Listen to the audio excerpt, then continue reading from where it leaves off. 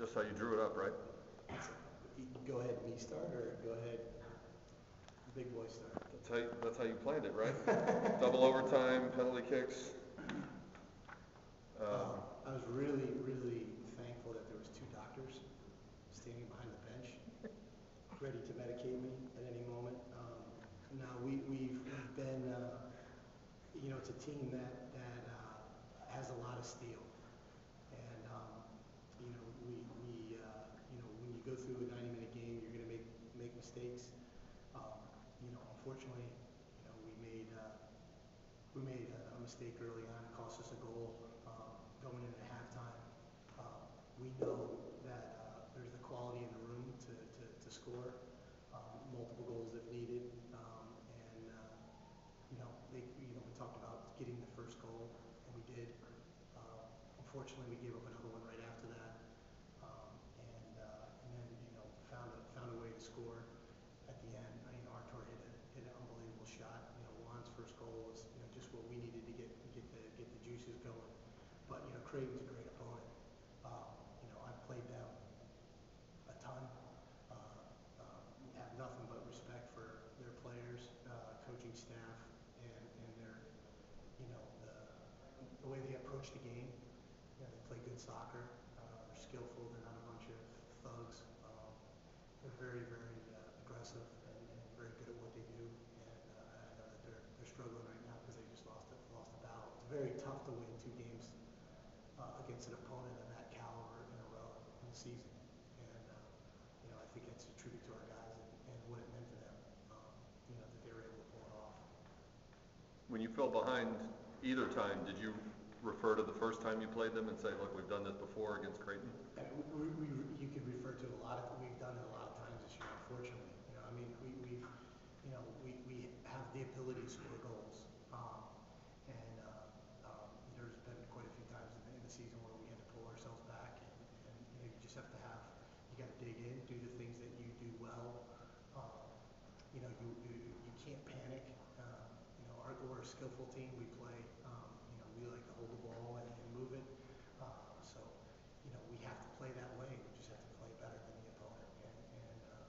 And sometimes you just need a break. Unfortunately, you make your own luck in this game, and our guys, even when we were down by a goal, they didn't panic. They knew what they needed to do, and they went out and did it. Creighton allowed 11 saves tonight. Just talking about the performance you got out of him. It's nothing bigger than the one he had on the PK there at the end. Yeah, it's his progress, throughout his 4 years, and especially this year, having an opportunity to train with FC Dallas in the summer, being around 2 seasoned professionals, Hartman and Sala, you can just tell the difference, and he's the thing that you ask from a keeper is that they make the saves that they're supposed to make, and then they got to make some that they're not supposed to make, and fortunately Craig has been able to do that for us more often than not, and he's a vital piece to our success. Coach, all season long you've been able to come back. How is your team so resilient, and how are you able to do that? How is the team so resilient? How is what? How are you able to make so many comebacks throughout the year? We have there's a number of different weapons in the arsenal. Juan scored a goal tonight to get us going. He hadn't scored in a while, but Artur, can score.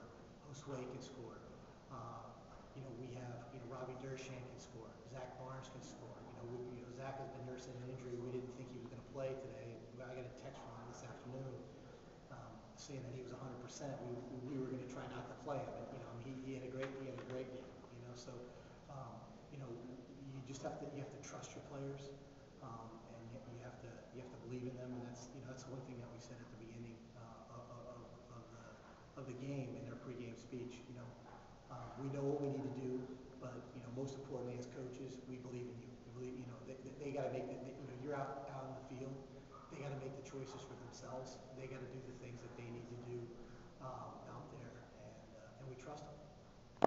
Sometimes you grow a few more gray hairs, but at the end of the day, they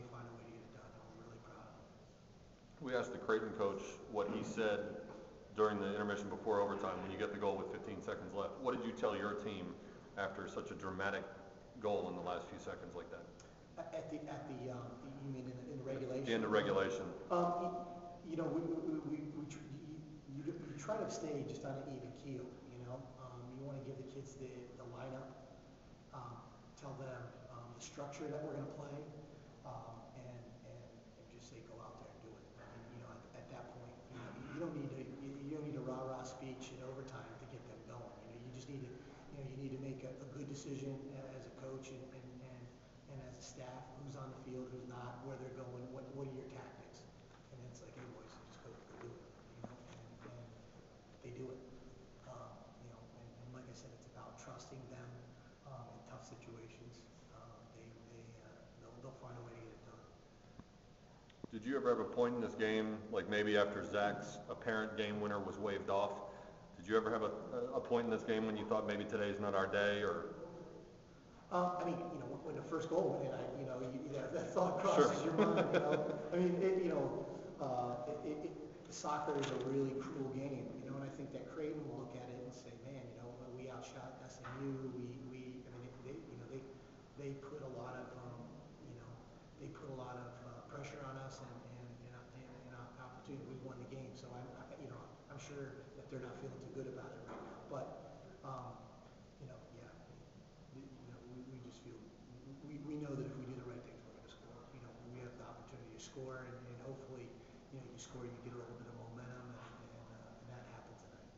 How worried were you about your guys responding one more time when that goal was called back? Well, really, either they respond or they go home.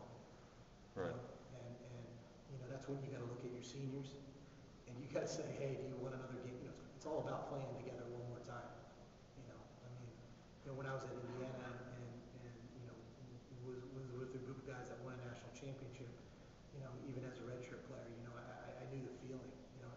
You want one more game. You don't want to let the guys down. I've been there 4 years, and the young players, they rise to the occasion, and the old players, they lead the way. Coach, how big of an advantage is home field advantage? You had it tonight, probably might have it next weekend. How big of an advantage? Awesome. I mean, our field's like a golf course, and it plays really, really fast. So it plays to our advantage against most teams that we play against. And when you go somewhere else, it's usually the field is something that you have to deal with, but it's all the little things, the travel, the flights, the hotels, the meals. I mean, we didn't have a pregame meal, for our team. They're on their